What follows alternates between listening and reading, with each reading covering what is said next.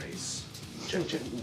Have the man stop screaming. Sometimes you wear a lab that don't.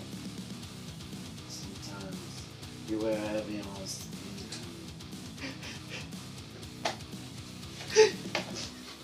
but not today. Oh dear Lord. Oh dear Lord. They came out with a new TV show that's Silence of the Lambs based. Really? Yeah. That's interesting. Any notes we wanted? Jesus! Take the wheel, Jesus! Don't take the wheel, Jesus! Don't kill stuff. That's what we should note down. Don't kill. I got a new one over here. Shit. That's what I always tell my apprentices when they get in the rig, start driving around shit. Yeah. Like, don't kill stuff. I don't want to have to explain it. And yeah, and then we're good. Yeah. Yeah, please. Everything else is groovy after that. Right. Right, just do your job without killing stuff and we'll be alright.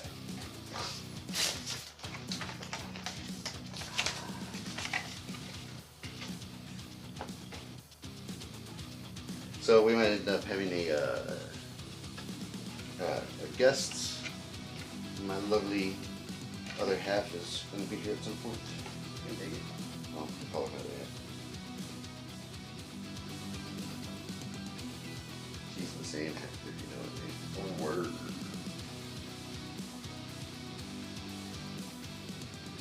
Yeah, I know for this stuff. Any notes you wanted to keep? And I don't know if you want to stick with a formula. I don't. What are we even doing right now? What are we doing? I don't know what we're doing. We're just gonna have a conversation. No. Just do a podcast. Well, did you like that whole Savage Mayhem thing? Yeah. Anything like with the look of it? Like, was it too industrial? Like, there was a lot of like, I don't know. I kind of want a different background. Yeah. The background was okay, but I think we could have a better one. Yeah, keep moving it through what we're talking about. See, and I do that with another show, and it's a whole lot of work. Well, yeah. Of course it is. You got to find images about what you're talking about and stick them on there. Yep. Yeah, we do that on the 321 show. We talk about a lot of stuff though, so. Yeah, so we talk about definitely a much more variety. I mean, if you look at the contents over here, I mean, dick wings, high on the hog is hog surfing, pony fuck. Pony So- fuck. So basically, Bronies. yes. Fake Yes. sponsor. Yeah, we always got a fake sponsor. Like one day it was Pocket Lint. Pocket Lid. Yeah, it was sponsored by Pocket Lint. Barter. Tade. Wait. Sessman. What does that say? And I can read the barter part. Segment. Barter Tade. I wonder what that was supposed to be. Aid Tade. Sessman. Is that what that says? Sessman. Seaman? Segment. Segment. Barter trade. Barter trade segment. Somebody just forgot the R. Yeah. It's just like when this kid I do that a lot. went to go Google Gary Oldman and forgot the R. He just wanted images of Commissioner Gordon. That's not the images he got though. Oh Lord. The R's are important. Ara. That took me a second. I had to like go through it. I had to walk through the steps in my head.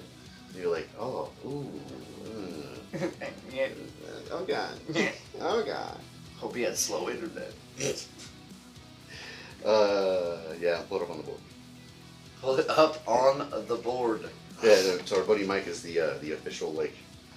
Put it up on the board, Mike. Like, I can dig it. the funny part is like he has nothing to do with like computers. Nothing to do with computers. Yeah, so like it's our ongoing joke that like the audience is not really privy to. You're like, put it up on the board, Mike. He has no idea. how he's to just do like any of it. nothing. Drag and drop is completely foreign to me. Well, he's got to be learning the production too. Hopefully, we'll see what happens. Just about everything is drag and drop anymore. Shit. Oh man, it's become so dummy proof. And I can't believe the stuff I get paid to do sometimes. I can't believe some of the people that create content. Yeah. I don't even know how some of these people get as many followers as they get. It's kind of crazy. There's one kid that does all these weird videos, and they're like, it's good information, but his voice is I don't even understand how people can even watch the show with the volume on. Oof. It's horrible. Yeah, the voice kind of makes or breaks. And he always he always puts the emphasis on the wrong syllable, if you know what I mean. Like, he's not. You can tell that he's not really an American, but he's trying. And I'm just trying to make these videos for everybody to see. I mean, it could be a what do you call it? A localized accent. Something, I don't know what it is. But my buddy sends me this guy's videos all the time. Oh Lord. Which, like I said, the information's good. It all checks out. The kid makes, he's a pretty decent investigative reporter, but he just, the way he says everything, it's always got to be done with this weird little accent. And I'm like, what are you doing with that, bro? Is that like your thing? That's your niche? Maybe. I don't know. People like quirky, like talk annoying the whole video. Well, 20 minutes of it. Just for instance, like Hollywood actresses and actors were traditionally like just the best looking people. That's and as of more recent times, if you notice, more normal looking people are starting to become like the celebrity stars. Yeah. I mean, people are starting to realize that, like, other people have talent, and more of it usually than like the incredibly pretty people. Yeah. Sally Fields. You remember her? Yeah. Growing up, I mean, Sally Fields was probably like her performance in Steel Magnolias and her performance in even Mrs. Doubtfire, for crying out loud, like. She was an actress, Nowadays, it's all karate moves. Yeah. That's how they get the big celebrities. It's all a bunch of pre-staged, choreographed fight scenes with these big dudes in it everybody think are tough, but all they've ever fought in is fucking choreographed fights. So it's like, I think. Hey, you weren't supposed to move that way, bro. You were supposed to go left with an elbow, and I was supposed to come in right with a fucking chop down. If I'm supposed to be badass here, you can't block me. Right. I said that, like, like Steven Seagal got his fucking ass whooped by a stunt guy. Really? Finally? Yeah. Supposedly? He was talking a bunch of shit, and he ended up getting whooped. But Nice. I mean, the dude ended up getting blacklisted. He can, like, never work in, Hollywood again, but fuck that. I'm gonna eventually create my own Hollywood. Dude, the way that I don't want to get into it. Well, maybe we should get to it. But Why not? We're recording. Yeah, why not? Let's do it. Yeah. The way that industry actually operates is so ridiculous, and it is so ridiculously small. And that level is a lot closer in control than what you think because of a mindset. All right? As a general example, to bring that to a local level, bands that are like obsessed about making it, like that's their goal from the beginning. Right. We're gonna make it big, bro. Yeah. I don't know. I've been in about 20 bands that were gonna make it big. Me too. You know how many made it big? The closest I got was one out of dozens of bands. I mean, I did get signed by one, but it wasn't like any kind of real major label, and we lost the contract like almost as quick as we even got it. Yeah, we got signed by a subsidiary of Sony. We were on for 6 months, and we got dropped because we could not tour to support the album. Here's the reason why. They were offering us $20,000 as a startup, which is fantastic, for a startup. But I mean, I'll pay for half of a decent tour. They'll pay for half of it. Yeah, but that is $20,000 as an operational budget. Right. I was a GM. I can't remember what place I was a GM for now. But at that time, might have been Domino's. I was a GM, so I was salaried. No, it was Pizza Hut. I was salaried at $45,000. My buddy was working for the GM factory. I don't know how much he was making, but I mean, he was on the first generation where like they did the pay cuts and all that stuff. Mm-hmm. So he came in probably starting at $16 an hour. So he was making good money. Between and there was a 3-piece band. The drummer was the only one who could walk away and give up his lifestyle and go do this. The other two of us had wives and mortgages responsibilities. And, yeah.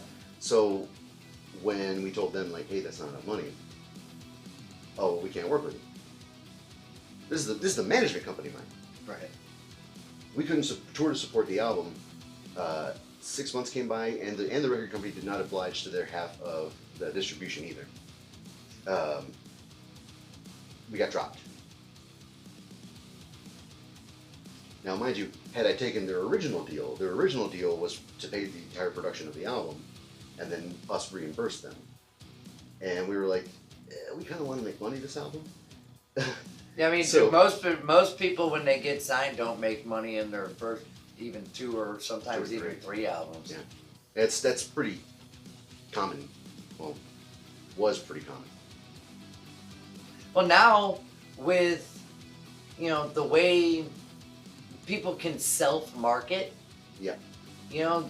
This whole thing of having to work for a certain company or having to sign anything. I mean, bands can literally earn a living if they're willing to put enough effort into it and get the equipment and stuff they need too. But I mean, bands can actually earn a living with their music these days if you work hard enough.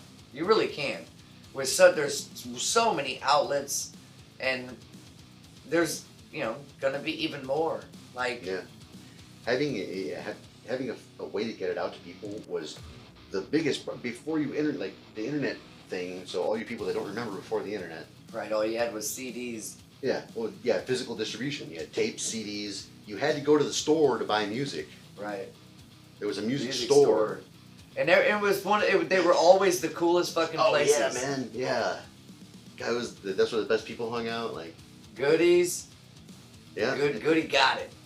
You know what I mean? You'd walk into that place and it was just wall to wall aisles of fucking CDs and records. And that was so cool. But it was like the library to me. I always liked going to vintage vinyl. Or these mom and pop places that were. I think Glad Rags is still around. Glad Rags is still around. They call it music reunion. Yeah. Well, CD reunion. Yeah, there's one of those in. It's the same people that own it, but. Yeah, Carrie. Yeah. Carrie Harris. Oh. She's one of them. Her sister too, I think. Her sister might be involved somehow. But Carrie Harris used to have big involvement in it. I think the guy that runs it now. I'm trying to remember. Wow, Mark, I think. I don't know. I feel so her name bad. might not be Harris anymore. That's just what it was in high school. I remember there was a girl there. Long blonde hair, straight blonde hair. Yeah, whenever I used to come in there originally, I guess that was back in the 2000s. Way back in the day. Glad Rags is a cool place. Yeah, man. Yeah. Sunshine Daydream Imports, kind of like mom and pop. Yeah. Yeah, see, the 94 Bait Shop tried to be like that. Yeah. Until they got caught selling K2 to high school kids. Stupid. I didn't know. Oh, apparently. Because, they got, they were being watched. They got caught once, and then they hid it behind this, little deal. And, you had to have, a certain code or whatever to get to it. And, they ended up getting caught again. I think they shut the place down, didn't they? Oh, yeah. I didn't know this, but apparently the continuation of the story, because that's where the public story stops with the general population that's out here that used to hang out there and stuff. They were caught manufacturing it. Wow. Like they were producing the shit somewhere in southern Missouri, and then selling it out of their store. That's fucking crazy. Like, I mean, if you look at molecular content of what K2 was, basically they took a potpourri plant. Yeah. And you would spray this chemical on it. And it was pretty much the same shit as bath salts. Like people snorting bath salts and getting all fucked up. Dude. It's just pretty much the same shit. Yeah. That's kind of how I understood it. Like, it's not healthy. Not good for the brainstem. Yeah, no. And it's, for the most part, I was a responsible drug user. I followed the rules, you know what I'm saying? And what I mean by the rules, it sounds fucked up to some people when I say this shit. So like, please follow the mentality with me here, okay? If you don't go crazy, do too much the first time, and make sure your environment is good, take a little bit to see where you're at. I don't know why I'm endorsing this. Anyway, there's a way to do drugs. I always said it's all right to do the drugs until the drugs start doing you. You know, I mean, if you're running out on a Tuesday night, you know, gotta get yourself a bag of fucking Coke. Like, dude, bro, like, Coke's for the bar when, you know, you're a little too tipsy, you're a little too drunk, and you're moving on to the next bar, or you're gonna go hang out with some chicks, you do some Coke, and all of a sudden you're sober again. You know what I mean? Like, that was, I mean, I don't fuck with any of it anymore, but just me personally, you know, but I always said it's, I mean, what's the difference? Everything's pretty much okay in moderation. Yeah. You know? Well, if you start being a glutton for anything, yeah, it's not good for you. Yeah, fucking. And, you know. I gotta watch the cussing, I'm sorry. I'm trying to roll back on it. Is he cussing? Yeah. I just don't care. I mean, I'm not trying to, like, cut it out completely, but it's like I did another show with somebody else, and she's got kids, and she was like, dude, we couldn't watch the show together because, like, you cuss a lot. And I was like, maybe I should watch that. I don't make children's content. I mean, neither do I, but you know what? It doesn't even matter anyway. We were trying to monetize on YouTube, which is more difficult than they want to make it seem. And here's the thing: is YouTube doesn't want to share. You Much don't of anything, yeah. You don't own your channel. Anything on social media. Let me just let you guys know in case you didn't fucking know. You don't own any of that stuff. That's not like yours. It's your content. It's your content, yes, but it's your intellectual property. If one day they decide that they don't like your stuff, which is why you get monetized, right? If YouTube decides that they don't like you, they can just cut you off. Yes. Now, if that's a stream of income that you're depending on, right? And I've known a few people that got all their stuff just completely yanked, and it's like, you know, what the hell? Oh, we were 3 shows in before I got this analyzing software, and the analyzer software kicked back and said, "Oh, your discovery rate is being throttled by Google because of the word beers." Beers was in the title of the show. 3 shots, 2 beers, and a podcast. We were getting throttled because of the word beers. It's not responsible to advertise beers. That was our flagship show, man. Right. It was going to be the flagship show. That was the plan. Well, you know, when you're being demonetized right off the bat, you know, and that was never something that was announced to me either, that they were going to do it. It was just like, all of a sudden, yeah, there was no traction to it. Right. All of a sudden, like, all of your numbers are weird, and you're like looking at it, and you're like, what the hell happened? You know, I mean, I'm supposed to have like money coming in, nothing's coming in, and then all of a sudden you figure out that they just shut you up. Yeah. It's, you know, it's socialism. They don't have to tell you that they're shutting you. Yeah. Right. Ooh. The S word. Yeah. That's a communism. Okay, I understand the concept. On your doorstep. Right. Oh my God. The concept of it, look, I can see how it looks good on paper to economists. I can see how. Fundamentally flawed. Right. They just didn't do it right. I mean, actually, to be honest with you, okay, I'll put it to you this way. At heart, truly, I am a communist. At heart, truly, I am, but not with any of these clowns as leaders. Yeah.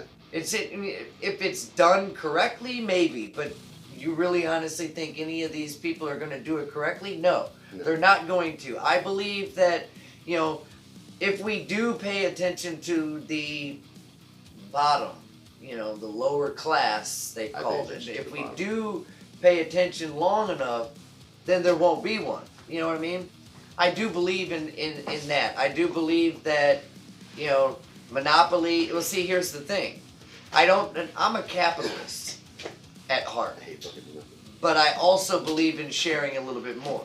Yes. Now, these people believe in monopoly capitalism. I believe in free enterprise capitalism, where anyone can start a business and create generational wealth for their family, create a legacy, create things. This I absolutely believe in. Do I believe that workers need to make $7 an hour while, the CEO makes $1 billion a year? That's where my issue is. That's where my issue is. Yeah. The gap was too large between the people at the top and the people at the bottom. Yes. You can share a little bit more. Yeah.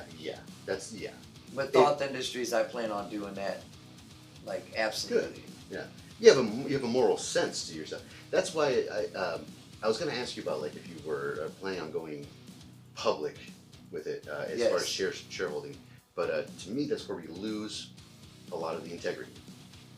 This is why. When you're on a publicly traded, if your company is publicly traded, if you own less than 51% of it, you do not own your company anymore. The majority vote owns your company. Right. So what happens is they create these boards, okay? Now, a company, when you LLC and get your EIN number, you're recognized as an entity. Your EIN number is essentially your social security number, but it's given to your business. Right. So these, and that entity pays taxes, and that entity has rights, and that's, we recognize businesses as entities. Right. Just so you understand where I'm going with this. Right. So now there's a soulless entity that has the ability to create revenue for the government and function on the majority vote. So, which is also, I believe, illegal, and I don't know the wording to this specifically, but it's illegal to not vote for the betterment of your company when you're on a public board that's publicly traded. Right. So if the majority feels like you are voting against their best interests, you can get voted out. Right, of your own company. To me, that doesn't sit right. You know what I'm saying? That's why you can't let. That's why these companies get in over their heads, and they sell like you can't let the 51% fall. You see what I'm saying? But then they get in over their heads and they start selling all their stocks because they're making money off of it, and then they can't get them back. And like Thought Industries, I'll pretty much own 75% of those shares, and I'll never do anything with them. Yeah, but that's something you can pass on as a legacy. Right. You can either train somebody and have a protege, pass it on to them. Pass it on to family, like whatever, however you would like to pass it on. But there is virtually a lordship aura about that, with having your morality guide a large group of people. You know what I'm saying? When Henry Ford, Dodge Brothers, they had heart and soul into their companies. They understood that their bottom line was the only reason that they had a company. Right. And they took care of their bottom line. And because of that, because of those types of people, there became an aura of like, put it in for the company, make sure you work for a good company because the company's going to take care of you But that's not happening anymore, man. Right. All these people. Even with unions, like I'm in a union, and even with being in a union, like companies do whatever the hell they want. pretty much get away with it. Yeah. They have to pay us our certain package that's along with our collective bargaining agreement, but they'll do whatever they can in order to screw you out of a nickel. And Yeah. I don't even get it. Like, when did we become your enemy? We're the ones making your money. Like, where did we become your enemy? Unions, I don't really feel like unions have a place anymore. Unions have a bigger place now than they really ever needed to be. Yeah. Just because of that gap. They're the union. What we really need is more unions. We don't need to do away with the unions. We need more of them. We need every single company we need their employees to stand together. But see, everybody's so intent on being cutthroat and stabbing each other in the back, thinking that they're going to get that promotion out of it, that they won't stand together. Don't envy me because I make a certain wage an hour or because I have benefits and dental and vision. Don't envy me because of that and think, well, you make too much money and you need to give up. No. Fight for it in your own workplace. There's not a union member out there, I believe, that wouldn't stand with you to accomplish that. Fight for it in your own workplace. You guys can get a bigger slice of that pie. Millions are being made. There's no reason in the world that you shouldn't have insurance coverage and make a good living to feed your children and to put decent clothes on their backs and send them to decent schools. Like, you deserve that. Yes. You don't get to yank that thing away from me, that what we fought for and my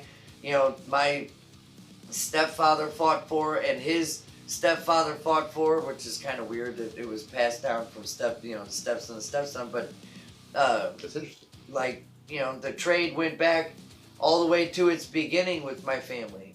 And, don't take that away from me. My family fought for over 100 years to get our wage and to get our benefit, to get these things. Don't take them away from me. Let us help you fight for them.